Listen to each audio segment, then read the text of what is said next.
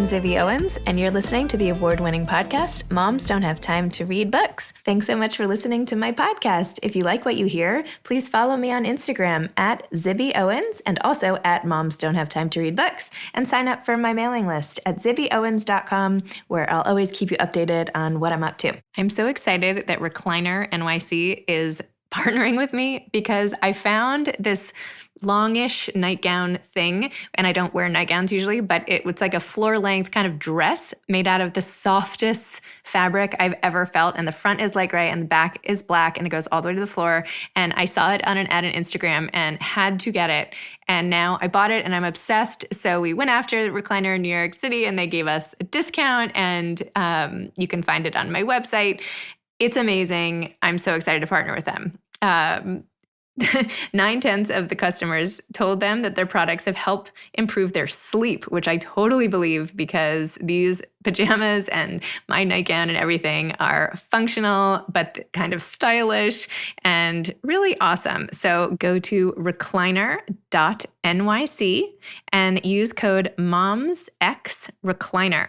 Mom's X Recliner, and you get 20% off, which I wish I had when I got my nightgown. So anyway, go check it out and tell me what you think. I loved it. I had the privilege of interviewing author Anna Solomon on the Good Morning America Book Club Instagram live account. Her book, The Book of V, was the GMA Book Club pick for the month of May, and I got to interview her there. So this is the recording of our live Instagram conversation. So if you want, you can also watch us talk if this isn't good enough. But Anna Solomon is the author of 3 novels, The Book of V, which I mentioned, Leaving Lucy Pear, and The Little Bride. She's a 2-time winner of the Pushcart Prize. Her short fiction essays and reviews have appeared in the New York Times Magazine, Plowshares, One Story, the Boston Globe, and elsewhere. She's the recipient of awards from McDowell, Yaddo, Breadloaf, the Rhode Island State Council for the Arts, and the Missouri Review, among many others. Previously, she was an award-winning journalist for National Public Radio's Living on Earth. Anna is a graduate of Brown University and the Iowa Writers Workshop and teaches writing at Barnard College, Warren Wilson's MFA program in creative writing, and the 92nd Street Y Unterberg Poetry Center. Anna was raised in Gloucester, Massachusetts, and lives in Brooklyn, New York with her husband and 2 children. I hope you enjoy our talk together. Bye. Hi, how are you? Good, how are you? I'm good. You're amazing. I was like, how can you keep all of this in your head? Like if I held up 20 books that I'd read recently, I would just be like, and this one was really good. I just incredible that you can hold all of that. Oh, yeah. No, I can't remember like college, but I can remember all these books are like crisp in my head. That's a gift. Yeah, I guess. At least I found this one sort of arcane piece of knowledge that I can exploit these days. So that's nice. Right. Speaking of gifts of knowledge, though, oh my gosh, your book! Like, there's so many interesting things in your book. First of all, can you please tell everybody listening to this eventual podcast and everybody on GMA Book Club what the Book of V is about and what inspired you to write it? Yes, I would love to. This is the final cover. I'll just hold it up with that beautiful GMA seal on it, which made me have to keep it covered for like the week in which I got it first. Very excited. So the book is about 3 different women spread out across 3 different centuries. There is a contemporary mother of 2 in Brooklyn, New York in 2016. There is a U.S. senator's wife in 1973, Washington, D.C., and then there's a teenage Esther in ancient Persia. You might recognize the name Esther, and she is, in fact, Esther as in Queen Esther from the Bible. And the book intertwines their stories. Their stories sort of intertwine, and as it goes, you start to see them converge until they ultimately collide in the present. Which, by the way... Yeah, go ahead. No, I was just going to say, I felt kind of like a moron because at the end I did not see how those were all intersecting. I just didn't, and I was like, "Oh my gosh, of course!" So, good. Yeah, yeah. Well, that's what I wanted to have happen for readers. Okay, those aha moments. I mean, there are a couple places in the book that different people have. It turns out experienced them. So you might be one of the people who experiences it a little later than other people, but as long as you experience it, that was the goal. I hope I wasn't like one of the slowest people to catch on, but no, I was sitting reading it while the kids were watching Paw Patrol, and literally out loud I was like, oh my gosh, wait, no, wait. Yay. Yeah. That's a feeling that I love as a reader. And so producing that feeling in my readers is really a joy. How this story is complicated and intricate, and not in only a good way, but just there's so many, by interweaving 3 different stories, first of all, and even within those stories, the complications, how did you go about structuring it and writing it and not getting confused yourself, and then figuring out when to do what? I mean, it's it's an art form, really. How did you do that? Thank you. Yeah, I mean, it was a challenge. It really was. I thought of it, at times it felt like, okay, I'm making a building. Like I felt like an architect. And then at other times I was like, well, this is more like I'm making a symphony, like a composer. Mm-hmm. And I'm neither an architect nor a composer, nor do I know much about either thing, but I am a very structural thinker. And I think, the only way I could have written this book or even conceived of it is because of that. And I use a lot of index cards. That's one of my big organizational sort of tools, very basic. But so I'll, every single scene was an index card. And then I had them color coded at various times. And then I would put them up in my workspace so that I could sort of see how they were relating to each other. And I actually did it part by part to break it down further, because the book's in 3 parts. There are 3 women, but then there are 3 parts to the book. So for each part, I had like, this is going to be this scene, then this one, then this one, then this one. They're going to weave like this. And then I would put in sort of the different objects and themes and gestures that I had running through the book. I would kind of attach them to those cards, because then I think it helped me to see it visually, instead of just, you can't hold a whole novel in your head, even a sort of slim novel. And this is not one, this is like a big ranging novel. You can't hold it in your head. And so finding ways to be able to visualize pieces of it at a time was really helpful. Wow. Still though, I mean, all the index cards in the world, it's an enormous feat. Yeah. Could we talk about the Esther portion? Did you research all that? What of that is recorded? What did you glean from the Bible? Like, how much of that is actually what happened? Because I only know the dress up for the Purim Carnival version, right? Not this version. Well, what's really interesting, this is my version. This is not, and the thing is that nobody knows what happened. And when you go to do the research, which I did, I read an incredible amount about in the book of Esther itself, but also about it, for thousands of years, people have, as with anything from the Bible, people have been writing about it, arguing about it, reinterpreting it, creating news stories about it. So I just was joining this long line of people doing that. But one of the things I figured out very early on is that no one knew what it was actually, what was going on at this time, in terms of that this was based in any fact. No one has any idea who wrote this book or when. There's even some people theorize that a Greek person could have written this hundreds of years later. There's really very little information. And what's so interesting when you talk about what's the record, the only record, when you do the research, it all drives you back to the book of Esther. A lot of people, when they're looking at, what happened in ancient Persia, their source is actually the book of Esther, which is, in my mind and in many people's mind, a work of fiction, it itself. There are people who would argue with me about that, obviously, and people who take it in a much more fundamental sense, this is what really happened. But in terms of, so I took it very much in that spirit, and I played with it in that spirit and sort of reinterpreted it in that way. Interesting. Because now I feel like, well, first of all, I have a new perspective on that whole story. But second of all, I have a new perspective on all the kids even dressing up as Esther. And what about Queen Vashti? And the whole thing is just, I don't know. You've completely boggled my mind here. I'm glad.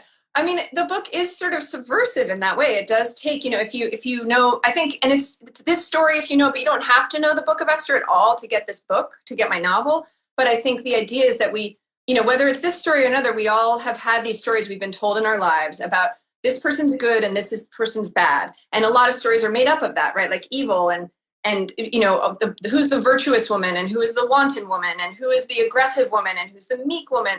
And this is a story that I think many of us are told in a way where those are very clear lines. And I was really interested in kind of shaking that up and saying, well, how do we know this? And if we really look at what happened, does this ring true? And aren't all of us sort of some of both or some of all? Like, aren't there many women inside every one of us? And maybe we could, do better to stop with these kind of categories that we tend to place ourselves and other women in. So at its heart, that's, I think a real subject of the book. And I don't write to sort of have like, I don't write in a polemical sense, like I have an argument to make in my novels. But that's sort of, I think if I had to say like one thing I'm arguing in this novel, it is sort of against categorization and like type of woman and kind of embracing us all as whole and many multifaceted. Interesting. I feel like there's also something to women's relationship with men in the story. And there was so much dominance and sexual abuse and exploitation and throughout all three parts of the book, really. What points were you trying to make with that, or what made you include all of it?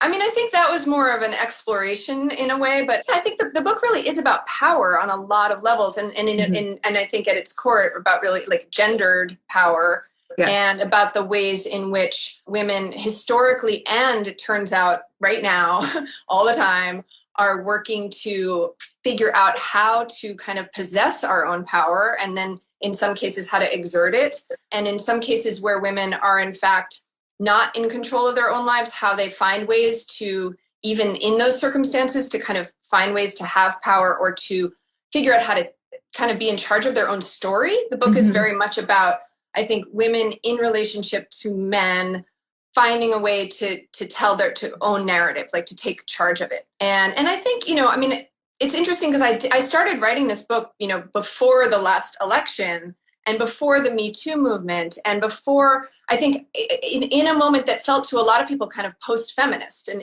like in the aughts, it was sort of like, oh, we're all past that now, And we all knew that wasn't true, but it was sort of, I think, so it was interesting writing it. And there were parts of it I was like, well, will people buy this? Like, will this feel relevant?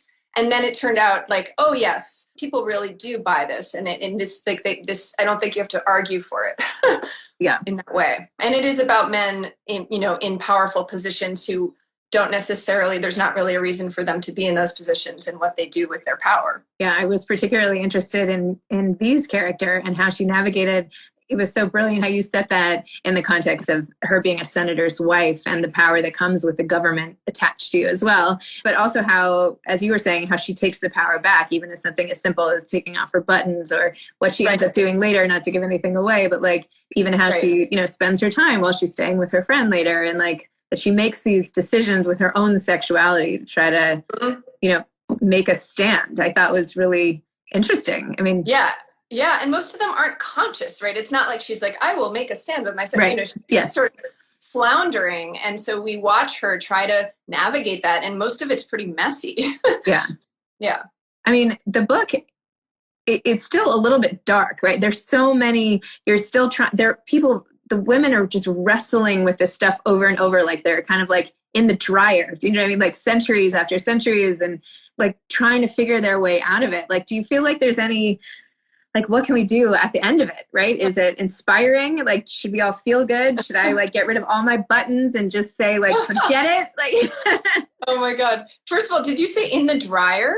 Yeah. Because I love that. I've never heard that, but it so makes sense. And it's also so relevant to this book where there's so much laundry happening. I have been doing so much laundry lately that literally like that is my life is in like housework metaphors at the moment in quarantine. So sorry about that, but yes. No, it fits the book really well because the book is kind of obsessed with housework and housekeeping. And I don't know if you're familiar, like I have this whole Instagram called Unkempt that's all about like domestic chaos. You should go check it out. I didn't know. I'm sorry. I thought I researched everything about you. No.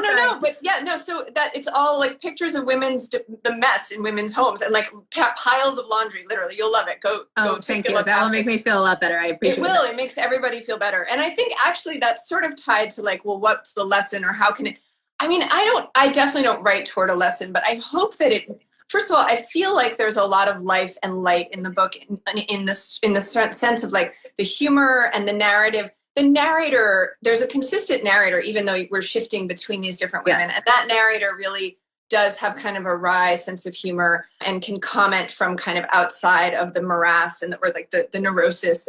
But I do feel like, to me, where it leaves us is toward connection with other women and toward like the power of female friendship, the power of mothers and daughters. Yes. And those relationships and our grandmothers and the ways in which we are tied to these women, whether or not those relationships are easy, right? They are just fundamental to us and to who we are and to the stories that we're sort of beginning to tell to people after us, right? Like, so this book is, dedicated both to my mother, but also to my 12-year-old daughter. And it feels to me very much a book in that way, that to me is something that inspired me while I was writing it, is that it felt like it was toward connection.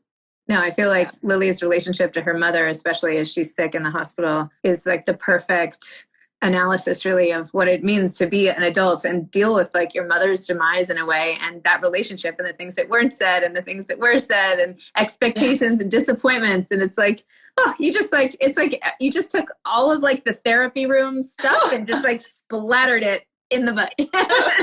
It is. I mean, yeah, it is kind of what, like, I really wanted to get into the thick of that, like that mother-daughter thing. And it was a challenge to do it, on an emotional level. And then it was also like pretty cathartic. And it felt like, I'm getting at the truth of something here in a way that I don't, even though I've written about mothers and daughters before, like, I don't think I've ever done it quite like this. And with this level of like, and also there's this kind of arc that you travel on with Lily in terms of coming to terms with her relationship with her mother. Yeah. Which makes it, a great book for Mother's Day. Yeah, exactly.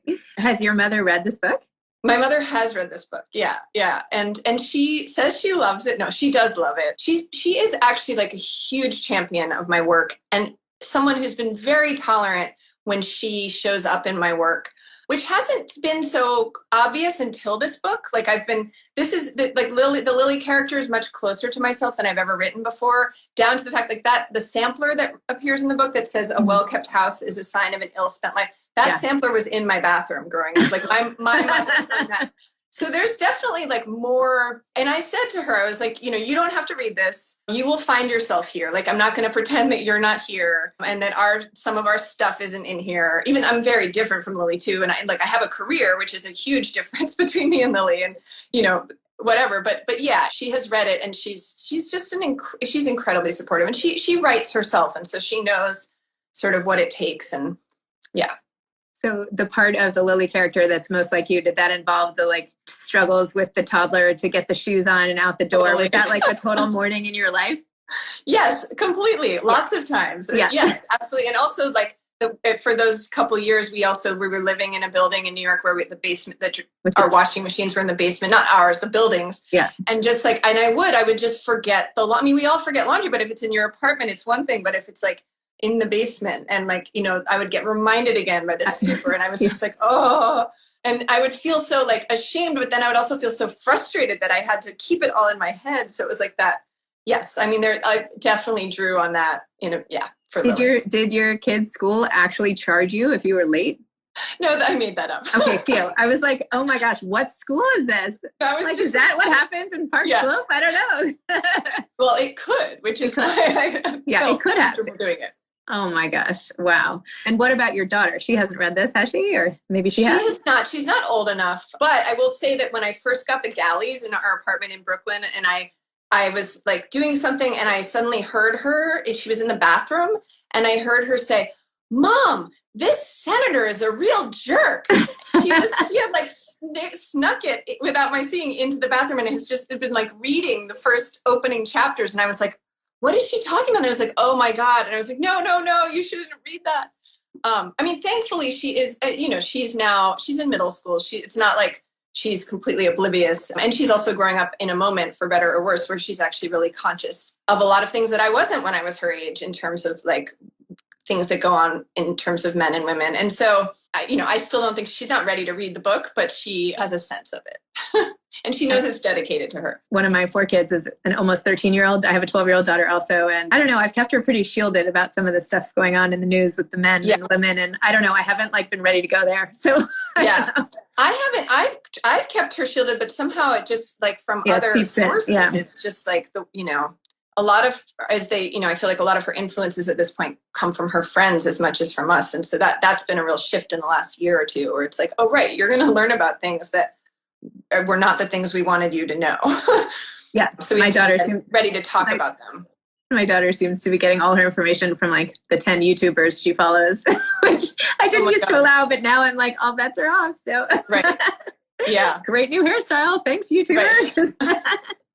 So tell me a little more about like where you wrote the book, your process. I know you said the note cards and all the rest of it, like how long start to finish this took, and just where you actually like paint me a picture of where you were writing it. Yeah, I guess I was already, so we had lived in Rhode Island for a few years and then we moved back to Brooklyn. And I think I was pretty much already back in Brooklyn, which means that I no longer had an office at my home, and that I was writing at the Brooklyn Writers Space, which is where I write. I mean, not during this pandemic, obviously, because it's closed, but it's a shared workspace. It's a totally silent workspace. So there's no sound allowed, like your phone can't buzz, etc. And you sort of pick a different cubicle each day. They're thankfully like the walls are, you can put pins in them. So I was able to do my index card thing there. But of course, it was interesting because like at first I was very frustrated because I had to put my index cards back up every day. Yeah, that's a pain. Take them down. And then I was like, the gift in that, it turned out, was that I noticed them every day and I dealt with them every day. Whereas in my office in Providence, where I had like my little garret, I would just sort of stop seeing it because it was always up. And so it was, I mean, I try in my process, even it changes depending on my kids' ages, depending on like our living situation, and I try to find sort of the bright spots in the different requirements that are in the different challenges that come along. Yeah, so I tend to go, it's like drop the kids off at school and go to the writer's space. And I try to keep the mornings really as my writing time. I use the Freedom app to block the internet. Like I don't check email. I don't go on any kind of anything. And it's just like, that's my time for drafting, like creating. And then the afternoon, I do other work. I freelance and I teach, like most writers. But sometimes when that's slow, I'll come back to it in the afternoon for revision or to do research. I try to not research in the mornings because it's always so much easier than writing. And it will just keep me from the writing. Like if I go Google something, I'm like, this is so much more fun than writing that dialogue. I need that Freedom app that you mentioned. I want to like push that button now for my life. Like so great. It's actually very scary when you first do it. I'm a very disciplined person generally, and I'd always had no trouble just like not going on those things. And then after the election in 2016, I was like, oh my God, I can't stop. Like it was like a sickness. And the first couple days that I put the app on, it actually felt like I was like an addict. Like I felt like I had to it was like rehab, and I was like jonesing, like, oh my God, I just want to hit. Yeah. But then it's like I got trained out of it, and it was so much better. It's not like I don't do those things, but just to have that window where you're protecting yourself and you're ruthless about it, I feel like it's saved me. Wow. Such a nice thought to be able to like drop your kids at school and go work. Isn't it? I mean, doesn't it feel like some fantasy now? Like the idea that we could even do that? It's amazing to me how quickly it seemed impossible. Like it was like it only took a week or two where I was before being like, oh, we did that once upon a time. Let alone like walked into a cafe and sat down and it's so weird how quickly psychologically it begins to feel like a whole other life. Totally. One that I hope we get back to. Oh my God. Not the school necessarily. That's like shot for a while, but I don't know, at least being around other people. I know. I mean, camp would be nice. And I think that's probably not happening either. It's wild. It's hard to fathom. It continues to be hard to fathom. Yeah. Oh my gosh. One day at a time. Can't look too far ahead. I'm right there with you. So what was it like finding out you were the GMA book club pick? Totally thrilling. I was just shocked. Honestly, just shocked. I mean, who wouldn't be shocked by that, right? You'd have to be like a crazy person to not be shocked. And I was just like, are you kidding? This is amazing. Just to have that sense of like embrace from, I think especially a show that reaches so many people all around the country and all different kinds of people, and not all people who like in my sort of like little literary circle, but just to open it up in that way. And I think, to have such a feminist book embraced by Good Morning America was also really exciting to me. So no, I'm just thrilled by it and a little bit overwhelmed. Wow. Well, congratulations on that. That's so Thank cool. you. So what's next for you? Are you working on a new project? Or are you just going to focus on the publicity, which is fine, not to say you need to be doing any more than that. I mean, you don't need to be doing a thing, but yeah, I had started, I have like a new novel cooking, and I was actually waking up early a month ago. I was kind of making progress every day, just even like an hour, but that was so great to be in it. I have turned right now to this book and like seeing it out into the world, and it feels important to do that. But as soon as I can, I'll get back to that, even if it's just that hour a day, just to, because I find, even if it's a little bit of time I'm working on it each day, then it's still in my consciousness in the rest of the time, and things will filter through. And that's the most important thing to me, is the sort of the regularity. So I'll get there. It's too early to talk about it yet, but I think it's set a little bit in the future. It's not like sci-fi or anything, but it's set maybe a decade from now. I'm interested to hear what's going to happen a decade from now. That's interesting. Me too. Well, that's the other thing, is once this happened, the pandemic happened, I was like, yeah. I might have less of an idea than I even thought I did about what's going to happen. So it definitely, like, part of me is like, I should probably wait and see what's happening here, but I'll just keep developing my characters, and I might, I'm sure the plot, as always, will change. I loved, by the way, your LA Times quarantine diary, where we got to see what you were doing every day. That was so neat too. I'm like, Thank you. You're out there like basically camping. You're trying to do whatever with your kids. I'm like, oh my gosh. At least I'm not the only one like trying to get on Zooms and rafts. That's what it was. Oh my gosh. It was actually really cathartic to write that. So it was like such a gift to be allowed to write it, because I feel like I just was like, I don't know, just to make sense, as we do as writers, of the chaos in a form of the diary. There was a very funny, I think I put it, I'll send it to you, but there was a Google alert. Did you see this that I posted a while ago, where, the top said, like, Kate Hudson reports that, like, quarantining with her boyfriend is like the best sex she's ever had. And then the next line was, Anna Solomon is like building rafts with her son, and like because her novels not, and not on tour. It was just the funniest, and they were listed as if they were in relationship to each other, and I was like, this says all of it. Like, me and Kate Hudson, her reality and mine. I think that's really her reality. I mean, no, of course not. Of course not. I mean, great whatever. I can't even. I mean, great. If that's her reality, fantastic. Why not? Totally happy. We are all happy. We are all happy. Yes. It was so funny though. When I saw it, I was like, oh my God, this reads, if you really read these in a row, this is hilarious. Just hilarious. I'll send it to you. Yeah. The juxtaposition of glamour and, reality. But yeah. Do you have any advice to aspiring authors? Yes. I think, to me, the thing that, and obviously people are at different stages in their writing, and maybe some are already in sort of a career and others aren't. I think, to me, the things that feel the most important to say is write and write and write and write, and try to focus on the writing at this point and not the career part. Like, let yourself do that work. And it takes years for most people, if not decades, to get to where they should be thinking about, like, can I find an agent? Should I get published? It's an incredible, like, it's a muscle, the writing muscle. And the other thing is read. Just don't, I know people will say, like, I don't want to be influenced too much by, and it's like, no.